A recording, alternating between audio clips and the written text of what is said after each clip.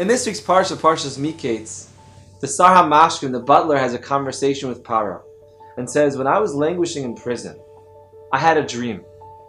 3 tendrils of grapes, which I squeezed and placed in the hand of Paro. And he relays the story that in fact Yosef was there in prison with both the butler and the baker, the Sar HaMashkim and the Sar HaOfen. And that when Yosef listened to the dream of the butler, he said, in 3 days' time, you're going to be freed from this prison and you're going to be serving Paro. The baker, the Sar HaOfen, goes to Yosef and says, I also dreamed of 3 baskets on my head. And the birds were pecking at the baked goods that were contained in those baskets. And Yosef said that in 3 days' time, you were going to be hung by the gallows. What was it about these dreams that Yosef understood one meant life and one meant death?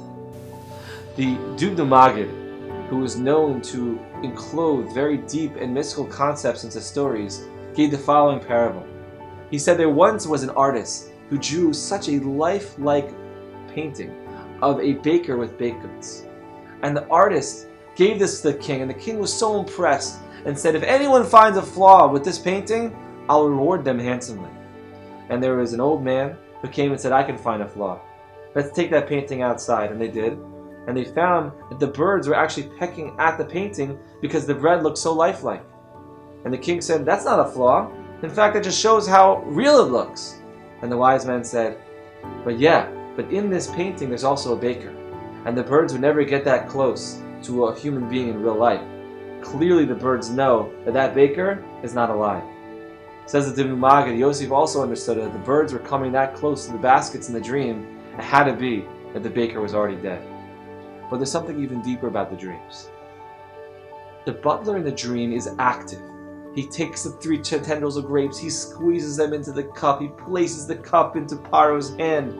He's constantly doing. But the baker, he's passive the whole time. He just stands there and there are 3 baskets on his head. And that's the difference between life and death. Being a doer, achieving, or just being a passive recipient in this world. May we all be active participants and have life happen through us and not to us. Because that really is the difference between life and death. Shabbat Shalom.